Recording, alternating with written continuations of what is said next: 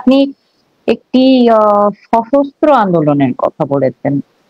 কারো কাছে এটা ভয়ংকর মনে হচ্ছে, কারো কাছে মনে হচ্ছে এটা আপনি কিসের ভিত্তিতে বললেন, কেন বললেন, কি কারণ এটার পিছনে?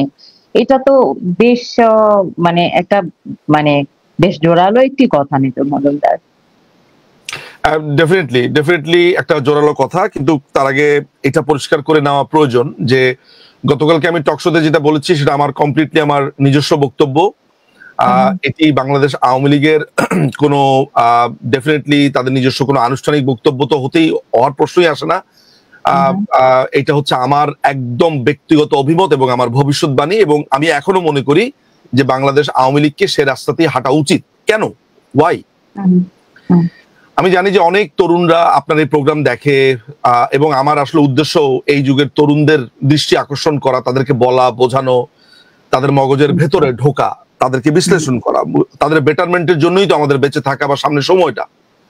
দেখেন, আমি বাংলাদেশ আওয়ামী লীগের একজন কর্মী হিসেবে যদি এইভাবে চিন্তা করি যে আমাকে ক্ষমতায় যেতে হবে, ওইটা আমাকে সেই তাড়না যোগায় না দীপান্বিতা যে আমাকে একটা সশস্ত্র সংগ্রাম করতে হবে, মানে আমার ক্ষমতা আরোহণের জন্য, যে আমি ক্ষমতাতে যাব, আমি অফার করব দেশকে, আমি এই নীতি দিব, শিক্ষানীতি দিব, স্বাস্থ্যনীতি দিব, সেই কারণে আমি একটা যুদ্ধের কথা বলছি। অ্যাবসলিউটলি ব্যাপারটা তা না, ওইটা রাজনৈতিক। ওইখানে আমাকে সংগ্রাম করতে হবে, ওইখানে আমাকে বাংলাদেশের মানুষের পালস বুঝতে হবে, তাকে এমন কিছু অফার করতে হবে যেন সে মনে করে যে Bangladesh Awami League is the answer. হ্যাঁ, আমরা মুক্তিযুদ্ধের স্পিরিটের কথা বলি, কিন্তু মুক্তিযুদ্ধের স্পিরিট অনুযায়ী আমরা এই দেশকে আসলে, মুক্তিযুদ্ধের স্পিরিট মানে এই না যে সমাজতন্ত্র, গণতন্ত্র, ধর্মনিরপেক্ষতা বা জাতীয়তাবাদের অফার করে বসে থাকা। এগুলোর তো শাখা উপশাখা প্রশাখা আছে। আমাদের একটা কাঙ্ক্ষিত ওয়েলফেয়ার স্টেট, আমাদের একটা, আমরা গরিব রাষ্ট্র, welfare state is a very tough, কিন্তু আমরা ওয়েলফেয়ার স্টেটের একটা আবহ তো তৈরি করে ফেলেছিলাম গত 16 বছর, সেটা যেভাবে রুদ্ধ হলো, বাট স্টিল আমাদের তো অনেক কিছু কাজ করার আছে। এইভাবে ধরেন রাজনৈতিক পরিকল্পনা আমি সাধারণ মানুষের কাছে যেভাবে অফার করতে চাই, রাজনৈতিক একটা দল হিসেবে বাংলাদেশ আওয়ামী লীগ যা করতে চায় সেটাকে সে মনে করে না তার সশস্ত্র সংগ্রামের প্রয়োজন আছে আমার দৃষ্টিতে। কিন্তু তারপরও আমি সশস্ত্র সংগ্রামের কথাটা কেন বলেছি? এই কারণে বলেছি যে আমরা যেই পাকিস্তানের কবল থেকে এই দেশকে স্বাধীন করেছি 1971 সালে, মানে আমাদের বাবারা, চাচারা, মামারা, খালুরা বা আমাদের পূর্বসূরীরা এই দেশটাকে স্বাধীন করেছে কেন? এই রাষ্ট্রটাকে এই পাকিস্তানের এই হেজিমনি থেকে, তাদের এই অত্যাচার থেকে বাঁচানোর জন্য।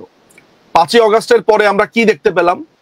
যে যেই পাকিস্তানপন্থী দলটাকে বাংলাদেশের মানুষরা আজীবন পরিত্যাজ্য করেছে, পাকিস্তানের রেখে যাওয়া যে দলটি, যাকে আমরা বিনাশ করতে পারিনি, যাকে আমরা নিঃশেষ করতে পারিনি, সেই জামাতে ইসলামী এবং তার অঙ্গ সংগঠন, আপনার ছাত্র শিবির, যারা আগে ছিল আপনার ছাত্র সংঘ, তারা আজকে এই পুরো সরকারকে, এই পুরো বাংলাদেশকে ডিস্ট্যাবলিশ করবার জন্য মুখ্য ভূমিকা রেখেছে। এটা নিশ্চয়ই আর কোনো গোপন কথা না। এর পরপরই আমরা দেখলাম যে সেখানে পুরো বাংলাদেশকে পাকিস্তানিকরণ করা হয়েছে। আমরা দেখেছি পাকিস্তানি গোয়েন্দা বাহিনী কিভাবে বাংলাদেশকে ঘিরে ফেলেছে, তাদের বিভিন্ন জায়গাতে ঘাঁটি তৈরি হয়েছে। আমরা দেখেছি যে একটি ভয়ঙ্কর রকমের একটা চুক্তি দীপান্বিতা, সেটা হচ্ছে আপনার নন ডিসক্লোজার এগ্রিমেন্ট, যেখানে 16 পাতার একটা এগ্রিমেন্টে কমপ্লিটলি আপনার দেশটা বিক্রি করে দিয়েছে। কমপ্লিটলি আপনি ডেইরি প্রোডাক্ট থেকে শুরু করে, মোটর ভেহিকেল থেকে শুরু করে, শিপিং থেকে শুরু করে, ঔষধ শিল্প থেকে শুরু করে, আমার ইপিজেড থেকে শুরু করে, আমার মিট অ্যান্ড পোল্ট্রি ফার্ম থেকে শুরু করে, আমার টেকনোলজি থেকে শুরু করে, আমার আইন থেকে শুরু করে, প্রত্যেকটা জিনিস আমেরিকা নির্ধারণ করে দিচ্ছে। যে কেউ এই চুক্তিটা দেখলে সে পাগল হয়ে যাবে, যেগুলো কি দেখছি। সেন্ট মার্টিনটা আমাদের হাতছাড়া হয়ে যাচ্ছে, পার্বত্য চট্টগ্রামে আনরেস্ট সিচুয়েশন তৈরি করা হয়েছে, মহেশখালী থেকে মানুষজনদেরকে তাড়িয়ে দেওয়া হচ্ছে, সেইখানে আপনার আমেরিকান বেস তৈরি করা হচ্ছে। আপনার প্রায় 3 থেকে 4 লাখ নতুন রোহিঙ্গা ঢুকেছে, তাদেরকে সশস্ত্র ট্রেনিং দিচ্ছে পাকিস্তানি আইএসআই সেখানে এজেন্টরা। আমেরিকা আমার দেশকে এক ধরনের দখলই করে ফেলেছে। সারা পৃথিবীতে তাদের ড্রিলের কোনো খবর নাই, তারা বাংলাদেশে এসে আপনার ড্রিল করছে। হঠাৎ করে তাদের ফ্রিগেট চলে এসেছে, গতকালকে যুদ্ধ বিমান চলে এসেছে। এগুলা তো গেল হচ্ছে বাংলাদেশকে কিভাবে তারা দখল করছে। এই ছাড়া আপনি আসেন, নদীর মধ্যে মাছ ওঠে না, নদীর মধ্যে আপনার লাশ ওঠে। বাংলাদেশ আওয়ামী লীগের নেতা কর্মীদেরকে জয় বাংলা বলার সাথে সাথে রায়হান, মাসুদ আমি দুজনের নাম বলতে পারি, নাচলের, নওগাঁর নাচল, রাজশাহীর দুটো ছেলে, রাজশাহী এবং নওগাঁর, তাদেরকে খুন করেছে। রাস্তাঘাটে আমাদেরকে খুনের পর খুন। শুধু শুধু কি বাংলাদেশ আওয়ামী লীগের নেতা কর্মী, সাধারণ যারা মানুষজন আছে তাদের লাশ রাস্তায় পড়ে থাকছে। তাদের বাড়ির 10 জন মিলে গিয়ে বলছে যে এ ফ্যাসিস্টের সহযোগী, তার বাড়িঘর ভাঙছে, তাকে হত্যা করছে, লাশ ঝুলিয়ে রাখছে। 3,500-এর মতো পুলিশ অফিসারকে হত্যা করে 5 লক্ষ আওয়ামী লীগ কর্মীদেরকে গ্রেফতার করেছে। 120 জনের উপরে আবার এমপিদেরকে এখানে আটক রেখেছে। কমিশনার, চেয়ারম্যান, মেম্বার তাদেরকে নির্যাতন করছে, কারাগারে নির্যাতন করে আওয়ামী লীগের নেতাদেরকে, এমপিদেরকে, মন্ত্রীদেরকে তাদেরকে খুন করছে।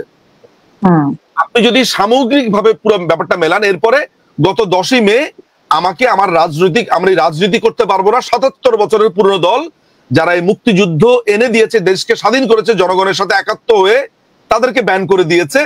আর জামাতে ইসলামী সগর্বে ঘুরে বেড়াচ্ছে। এইরকম একটা সিচুয়েশনে আপনাকে যখন গলা চেপে ধরে বলা হচ্ছে যে এই দেশ পাকিস্তান হবে, কনফেডারেশন হবে, অলরেডি পাকিস্তান যাতে হয় সেটার জন্য লেখালেখি শুরু হয়ে গেছে, এরকম একটা অবস্থাতে আপনার মনে হচ্ছে না যে আপনি মুক্তিযুদ্ধের 16ই ডিসেম্বরের পর, অর্থাৎ বাংলাদেশ এখন ওই 17 তারিখ থেকে আপনি গণবেন, ওই যে ওরা যেরকম জুলাই গণে আপনি এখন ডিসেম্বর গণেন। এখন কত নম্বর ডিসেম্বর চলছে? আমি তো জুলাইয়ের বদলে এখন থেকে ওই হিসাব করে আপনার ডিসেম্বর গণবো, যে এইটা মনে হয় 300 বা 700 ডিসেম্বর চলছে। আমি তো এখন এটা গণবো, কারণ আমার যুদ্ধ শেষ হয়নি। আপনার যদি মনে হয় যে আমার কথাটা অলিক, আমার কথাটা অবাস্তব, আজকে আপনার মনে হবে, আজকে থেকে 2 বছর আগে অনেকেরই মনে হয়েছে যে নিজুম মজুমদার বলেছিল যে কিভাবে আওয়ামী লীগ সরকারকে উৎখাত করা হবে, কোন কোন পদ্ধতিতে করা হবে। আজকে থেকে প্রায় 2.5 বছর আগে আমি সেই ভিডিও বানিয়েছিলাম। আমার কথা কি সত্যি হয়েছে? হয়েছে। 2024 সালের ইলেকশনের পরপর বলেছিলাম যে আমেরিকা বাংলাদেশের ডিস্টেবিলাইজ করবার দ্বার প্রান্তে চলে এসেছে। সত্যি হয়েছে? হয়েছে। তখন আমার কথা অনেকে হেসে উড়িয়ে দিয়েছিলেন, বলেছিলেন যে অত্যন্ত বেশি বকছি, বাতুলতা, নানান ধরনের কথাবার্তা বলছে। প্রমাণিত হয়েছে। আপনি লিখে রাখেন, আমি ডে 1 থেকে বলে এসেছি দুটো কথা। একটা হচ্ছে প্রক্সি ওয়ারের কথা, আরেকটা বলেছি গৃহযুদ্ধ শুরু হয়ে গেছে।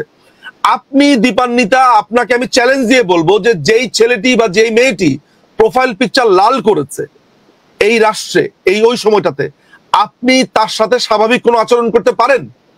হ্যাঁ, আমি অনেকের সাথে কথা বলি, মোলাকাত করি, হ্যান্ডশেক করি, কথা বলি, কিন্তু আমার ভেতরে কষ্ট, দুঃখ, বেদনা থেকে যায়। পুরো রাষ্ট্র 2 ভাগে ভাগ হয়ে গেছে, পুরো রাষ্ট্রে একটা চির ধরে গেছে। আমার আত্মীয় স্বজন, বন্ধু বান্ধব সমস্ত কিছুকে আমি বাদ দিয়েছি, যারা যারা ওই লাল বাহিনীতে যোগ দিয়েছিল বা যারা ওদের প্রতি মমতা দেখিয়েছিল।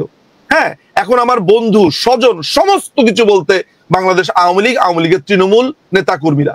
কারণ আমি বুঝে গেছি যে আমার যে রাজনৈতিক আদর্শ, এই রাষ্ট্রটাকে আমি যেই জায়গাতে নিয়ে যেতে চাই সেই জায়গাতে ওরা আমার সঙ্গী নয়, ওই যারা লালবদর হয়েছিল। ফলে এটি একটি গৃহযুদ্ধের মধ্যে আছি। আজকে যারা সেই সময় প্রোফাইল পিকচার লাল করেছিল তারা তাদেরকে আজকে মারা হচ্ছে, কাটা হচ্ছে, ওড়না পড়তে হচ্ছে, মেয়েদেরকে বাধ্য করছে হিজাব পরবার জন্য। তার পোশাকের স্বাধীনতা নাই, খাবার স্বাধীনতা নাই। একজনকে ধরে আপনার দাড়ি কামিয়ে দিচ্ছে, ওর বড় দাড়ি কেন? আপনি তো দেখেছেন বাংলাদেশে পীর ফকির সন্ন্যাসী তাদেরকে রাস্তাতে ধরে ধরে ধরে ধরে তাদেরকে পেটাচ্ছে, দাড়ি কেটে দিচ্ছে। বাংলাদেশের সংবিধান অনুযায়ী এগুলো আপনি করতে পারেন? একটা রাষ্ট্রকে ক্ষমতা দখল করবার পর, পাকিস্তানিকরণ করবার পর, এতক্ষণ আমি যা যা বললাম, এগুলা বলার পর আপনি আমাকে বলেন তো যে আমি সশস্ত্র সংগ্রামের যে কথাটা বলেছি সেটি কি অমূলক কোনো কিছু, বা সেটি কোনো অপরিপক্ক কথা? আমার এই কথাটাকে আজকে আপনার মনে হবে আমি এগুলো কি বলছি, কিন্তু এই দেশের ভবিষ্যৎ একটা গৃহযুদ্ধের দিকে যাচ্ছে, যাচ্ছে এবং যাচ্ছে। পলিটিক্যালি এত ডিভাইডেশন যেই দেশে, এত দ্বিমত, এত ভয়ঙ্কর, এত ভিন্ডিকটিভনেস যেই দেশের, সেই দেশে গৃহযুদ্ধ মাস্ট।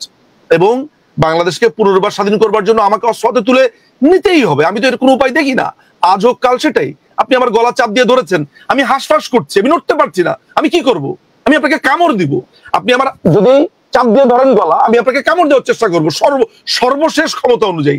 সেটা না করতে পারলে খামচি দিব, তা নাহলে আমি দরকার হলে মুখ দিয়ে আপনাকে থুতু ছুড়বো। মানে এই তো, মানে আমার শেষ ক্ষমতা অনুযায়ী তো আপনাকে আমি আঘাত করব, তাই তো আমি তো তাই তো বলেছি। সুতরাং আমার কথাটা মিলিয়ে নেবেন সিচুয়েশনের সাথে, বুঝবেন আমি কি বলছি।